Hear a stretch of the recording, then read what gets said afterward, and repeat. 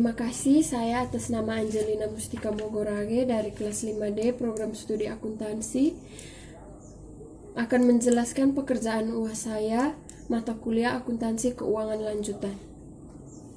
Pertama, PT Induk membeli 85% saham biasa PT Anak pada tanggal 31 Desember 2020 pada nilai bukunya sebesar 240 juta rupiah. PT Induk mencatat investasinya menggunakan metode ekuitas dasar. Saham biasa PT Anak 300 juta rupiah dan laba 100 juta rupiah.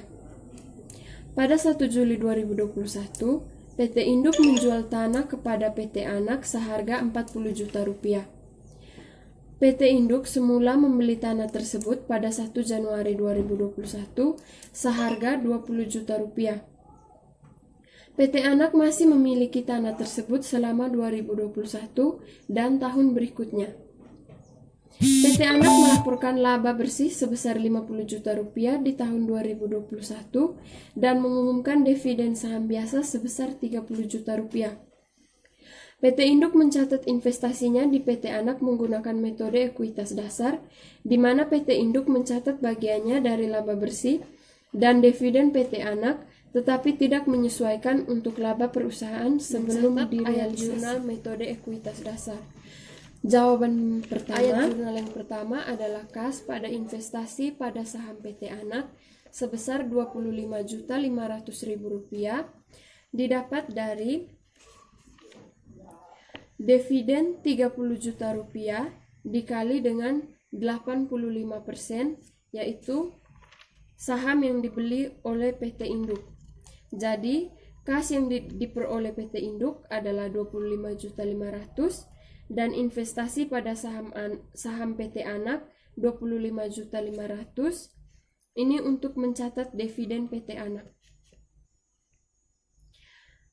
Ayat jurnal yang kedua adalah investasi pada saham PT Anak pada pendapatan dari anak perusahaan.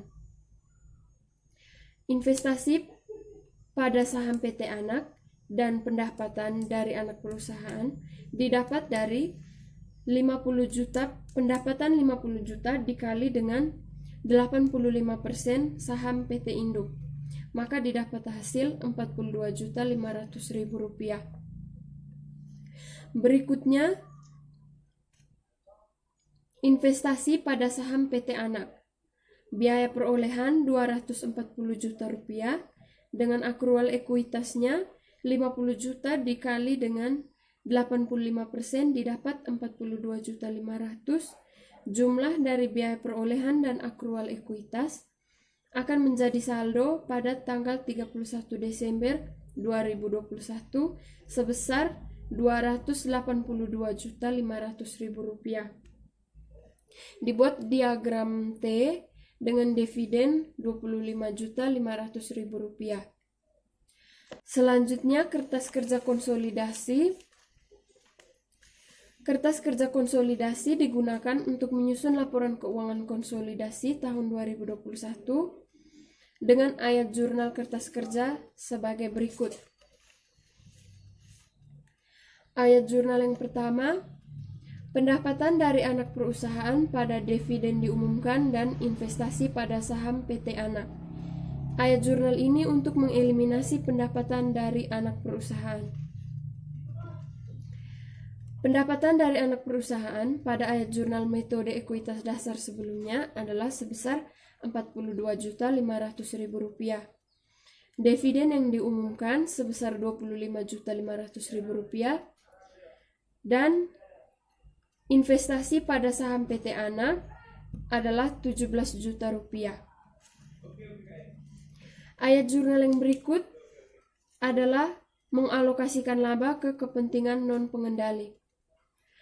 Ayat jurnalnya adalah pendapatan untuk kepentingan non-pengendali sebesar Rp7.500.000 pada dividen diumumkan dan kepentingan non-pengendali. Rp7.500.000 yang adalah pendapatan untuk kepentingan non-pengendali didapat dari Rp50 juta dikali dengan 15%, yaitu saham milik saham minoritas. Jadi didapat hasil sebesar Rp7.500.000. Dividen diumumkan Rp4.500.000 didapat dari dividen 30 juta dikali dengan saham minoritas sebesar 15%, maka didapat hasil Rp4.500.000.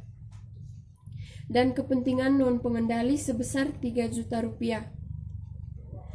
Ayat jurnal berikutnya adalah saham biasa PT Anak sebesar Rp300 juta dan saldo laba 1 Januari Rp100 juta pada investasi pada saham PT Anak sebesar Rp240 juta dan kepentingan non pengendali sebesar Rp60 juta. Ayat jurnal ini untuk mengeliminasi saldo investasi awal. Yang berikut, pada soal yang kedua, pada tanggal 1 Juli 2021, PT Induk menjual tanah kepada PT Anak seharga Rp40 juta.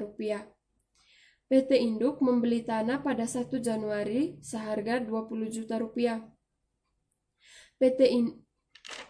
Ayat jurnal tambahan untuk mengeliminasi keuntungan tersebut adalah keuntungan penjualan tanah sebesar Rp20 juta pada tanah sebesar Rp20 juta. Ayat jurnal ini untuk mengeliminasi keuntungan belum terrealisasi dari penjualan downstream atas tanah. Kertas kerja konsolidasi 31 Desember, periode penjualan antar perusahaan, penjualan downstream atas tanah. Pada kertas kerja konsolidasi ini, saya akan menjelaskan terkait jurnal eliminasi yang berpengaruh terhadap kertas kerja konsolidasi. Yang pertama, penjualan PT Induk Rp400 juta, penjualan PT Anak Rp200 juta, konsolidasinya Rp600 juta.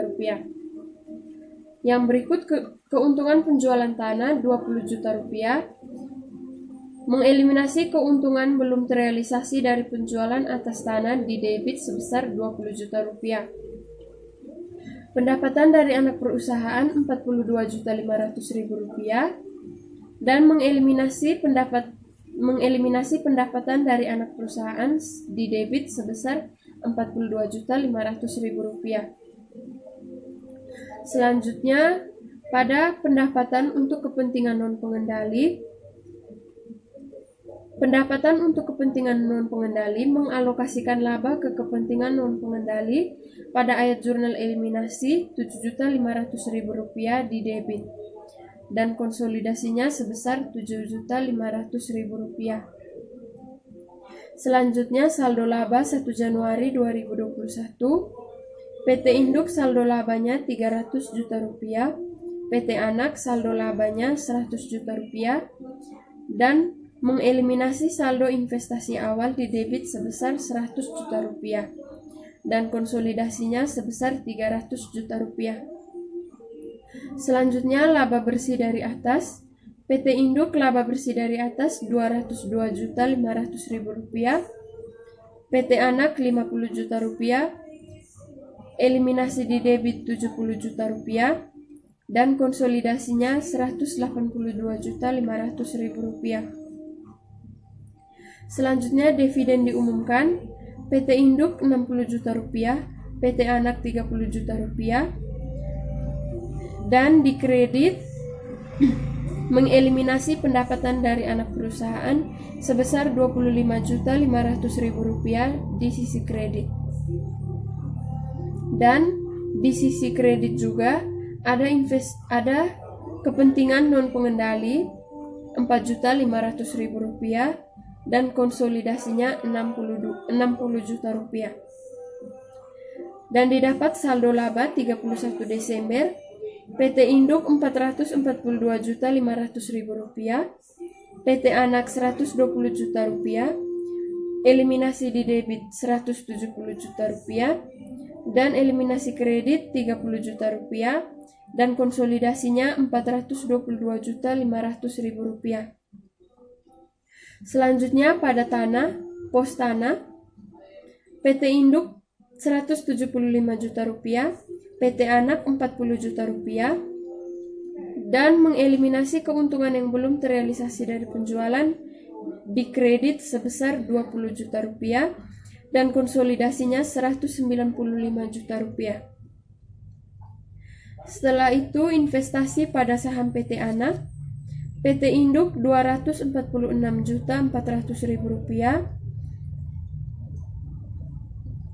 Itu mengeliminasi pendapatan dari anak perusahaan, dikredit sebesar 17 juta rupiah.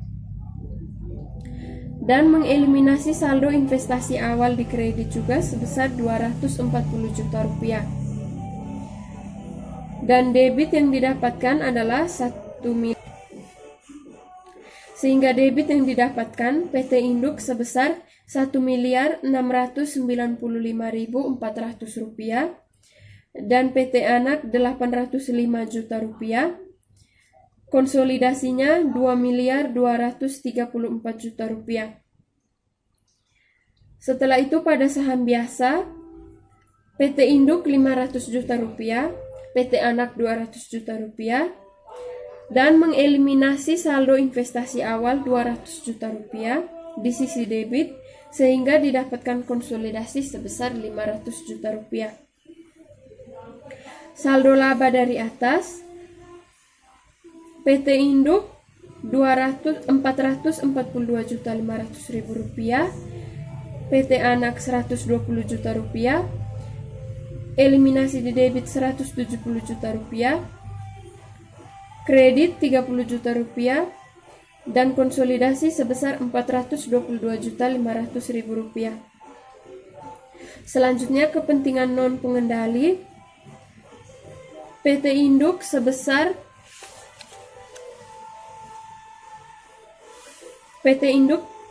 tidak ada lah ini.